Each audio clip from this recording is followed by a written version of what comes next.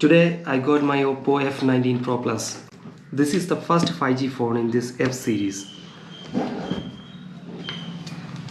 The box contains the handset, a charger, an earphone, the USB data cable, one SIM ejector tool, the quick guide, safety guide and the protective case. The SAR value is 0.730, which is well within the limits. We will open to see how the phone looks like.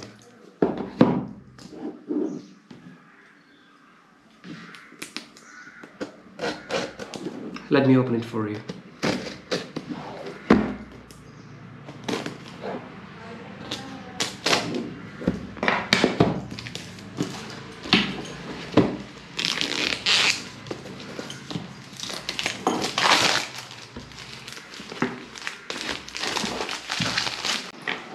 Now we will open to see how everything looks.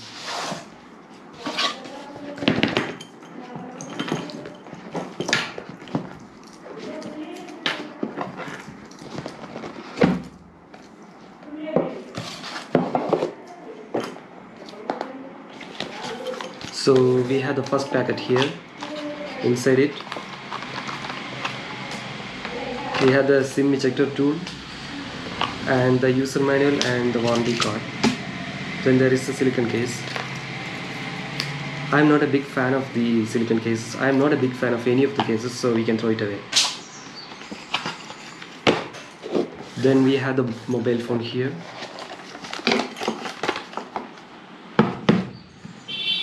We have the 65 watts super fast charger here.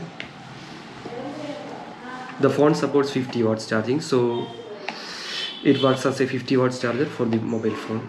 And we have the headphone, 3.5mm headphone here, which is an advantage.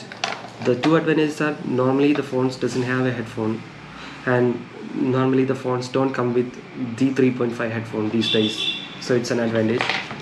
We have the Type-C USB cable. You can keep everything aside. Here is the phone. Let's take a first look at the phone.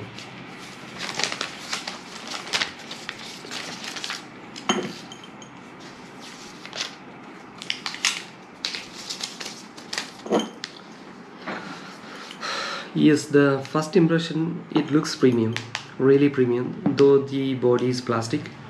The edges are also plastic, but it looks like an aluminium body. You do get the feeling that it is an aluminium body, but it is polycarbonate. Here is the camera profile here. We have the 4 camera setup here with a Corning Gorilla Glass 5 protection. The 5G is written here.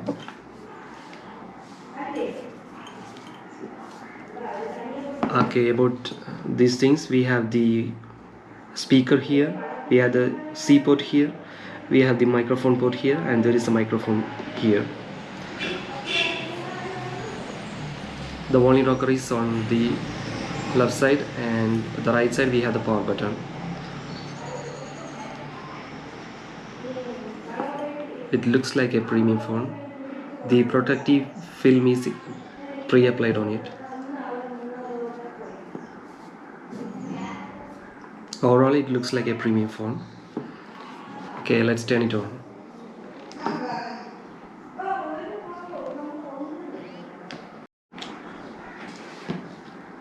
The one great advantage of this phone is we have a dedicated micro SD card slot here, which is often missing in most phones here. They come with the hybrid slot, but this one have the dedicated SD card slot along with the 2 SIM card slots. Okay. Now we can see how the mobile works. I added the fingerprint and the face unlock into this phone, and I also added the basic applications to the phone. Okay, the fingerprint scanner is fast. Although not fast, it is really fast. We can check the face unlock. Yes, this impressed me. Face unlock is working amazingly fast. Now we can see how the applications work. There seems to be no lag in anything. We can check the Hotstar. Yeah, everything works fine. No lags, nothing. Prime Video, yeah, it's also loading really fast.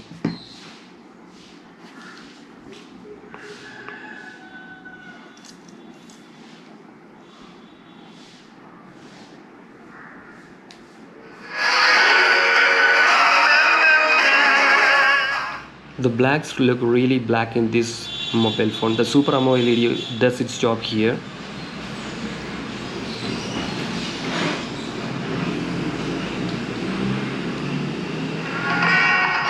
Sound is also good. Sound is very impressive.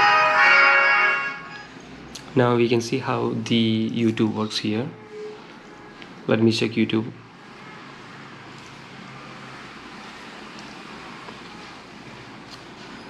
Okay, here we go. It's also really good. It's also really good. The colors are vibrant. The colors are really vibrant. The blacks are really black here. You can see the shadows. Everything is really black. The viewing experience is also very immersive. I am impressed with the video quality of this mobile phone. Let me check how the camera works.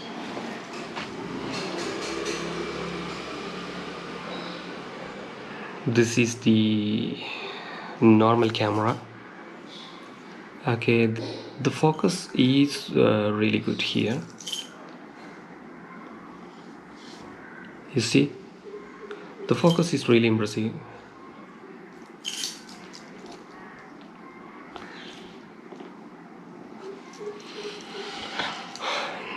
Overall, I am satisfied with the general usage of this phone. Okay, everything works fine, perfect here. This is the normal 4K video at 30 frames per second. Now this is 4K with ultra steady mode on. What they do is they do heavy cropping.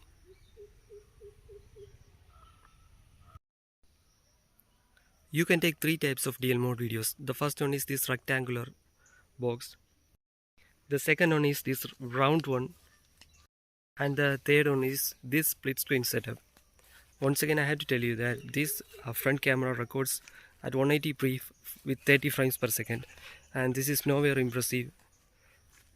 Nowhere impressive.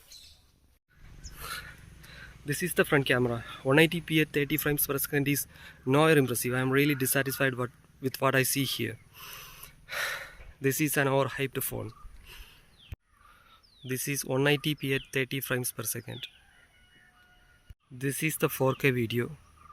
Again, I had to tell you that I am not impressed with the camera performance. The overall opinion I can give about this Oppo F19 Pro plus 5G is I'm not really impressed with the phone. The performance of the camera is way below the mark. And the areas where the phone performs good is the fast charging, 0 to 50 in 20-25 minutes. That's really impressive. Then the RAM management is good. The memory is good. The apps are loading faster. The user interface is also good. But this phone I took for photographies and videography. Okay, so when you consider that aspect of videos and photos, this phone performs really terrible. So if you are looking for this phone, this Oppo F19 Pro plus 5G, because of taking videos, I recommend you to not go for it. I'm really not impressed by the performance of the camera. The night camera is also, the night mode is also not impressive. The 4K mode is not impressive. The frame rate is very low.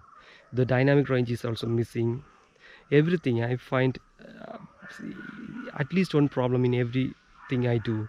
Every photo I take, every video I shoot, I find at least one problem. So we can only hope that by the next firmware update things will be better. That's the only hope we can have. Thank you very much for watching the video. Have a nice day.